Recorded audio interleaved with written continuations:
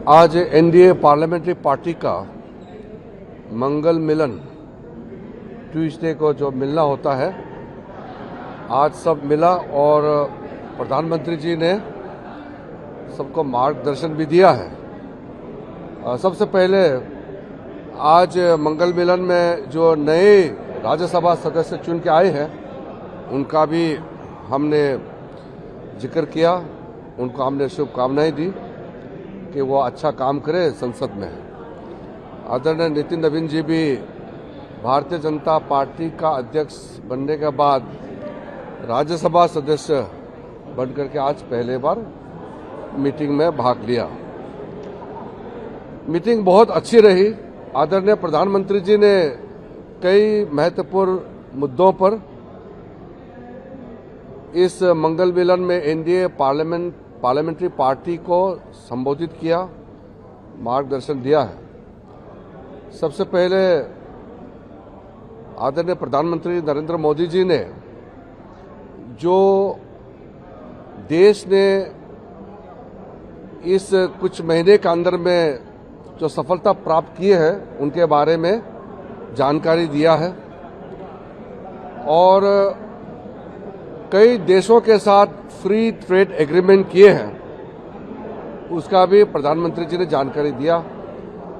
Free trade agreement कई देशों के साथ भारत ने किया है, उस पर आदरणीय प्रधानमंत्री जी ने कहा है जितना भी फ्री ट्रेड एग्रीमेंट हुए हैं उसमें किसानों को लेकर के, किसानों का इंटरेस्ट, उसको प्राथमिकता देते हुए कोई नुकसान होने नहीं देंगे। किसी भी देश के साथ, किसी भी गुट के साथ फ्री ट्रेड एग्रीमेंट हुए हैं उसमें किसानों का हित को सबसे सर्वोच्च ध्यान दिया जाएगा और दिया गया है, इसलिए ये किसानों के हित में और देश हित में रहेगा। नीट के एग्जाम के बारे में आदरणीय प्रधानमंत्री जी ने कहा है कि जब पेपर लीक का खबर आए तुरंत सरकार ने कार्रवाई किया और 13 लोगों को अरेस्ट करके जेल में डाल दिया गया है और साथ साथ जो छात्र हैं, स्टूडेंट्स हैं, उनका भविष्य को नुकसान ना हो इसलिए री एग्जामिनेशन नीट का प्राथमिकता दिया गया और री एग्जामिनेशन को सक्सेसफुली, सफलतापूर्वक कंडक्ट किया गया और उसका रिजल्ट निकालने में कोई विलंब नहीं किया। तो दोबारा इस तरह का पेपर लीक ना हो इसके लिए सख्ती से कदम जो उठाया गया है, जिन्होंने पेपर लीक धंधे में जो लिप्त है, जो लोग दोषी पाए गए हैं, जिसको अरेस्ट किया गया है उसको जेल में डाल करके प्रधानमंत्री जी ने अपील भी किया है कि उनका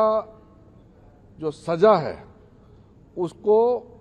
सख्ती से सख्ती सजा कैसे दिया जाए, उसमें सारा टॉप क्लास के वकील लोग भी साथ दें ताकि जो पेपर लीक जैसे पाप काम किया है उन लोगों को घोर सख्त सजा मिले और आगे पेपर लीक नहीं होने के लिए सख्ती से जो कदम उठाया गया है उसके बारे में भी प्रधानमंत्री जी ने जानकारी दिया। और प्रधानमंत्री जी ने ये भी कहा कि पेपर लीक सिर्फ एक राज्य का मामला नहीं है, सिर्फ केंद्र सरकार का मामला नहीं, पूरा देश का हर एक राज्य में जहां जहां पेपर लीक करने में जो लोग लिप्त हैं, जो लोग इस धंधे में इन्वॉल्व है, जिन्होंने काम इस तरह का घिनौना किया है, पाप काम किया है, उनको सजा देने के लिए सब एकजुट होना चाहिए। ये कोई दलगत राजनीति का विषय नहीं है, ये देश का विषय है और युवाओं का भविष्य के साथ कोई खिलवाड़ नहीं होने के लिए और खिलवाड़ नहीं करने देने के लिए सख्ती से कदम भी उठाए, सजा भी दे दोषियों को और फिर फुल प्रूफ सिस्टम काम जो अभी कर रहे हैं उसमें भी सब मिल करके करें, इसको प्रधानमंत्री जी ने बल दिया है। और साथ में अभी जो सत्र, जो मानसून सत्र चल रहे हैं उसमें पूरा एनडीए सकारात्मक भूमिका निभाएंगे। हम देश के लिए जो भी बिल्स, बिजनेस लेके आए हैं, इसके लिए पूरा एनडीए एकजुट होकर के हम इसको पारित कराएंगे। और हम विपक्ष के साथियों से भी हम अनुरोध करते हैं कि हम मतभेद हो सकते हैं अलग अलग पार्टियों का, लेकिन संसद देश के लिए, देश का भविष्य के लिए, युवाओं के लिए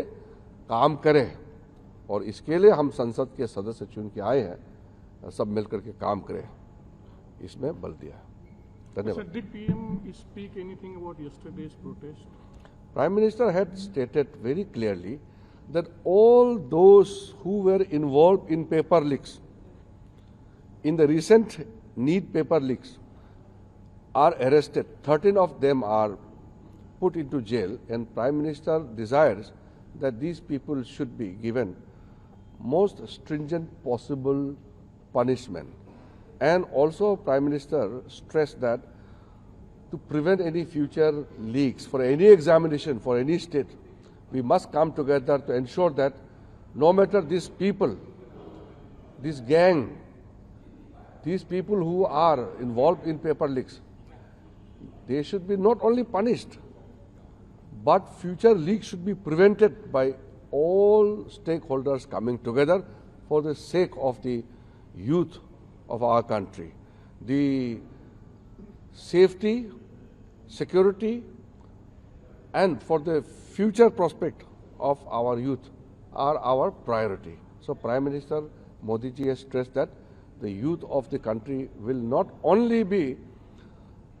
given full assurance for prevention of future paper leaks, but also to show them ways so that the youth of India can take a leadership role in the world. Prime Minister also mentioned about the success of the Sky Route,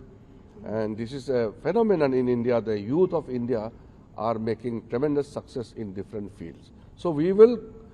devote our time and energy and focus for the youth and for their future.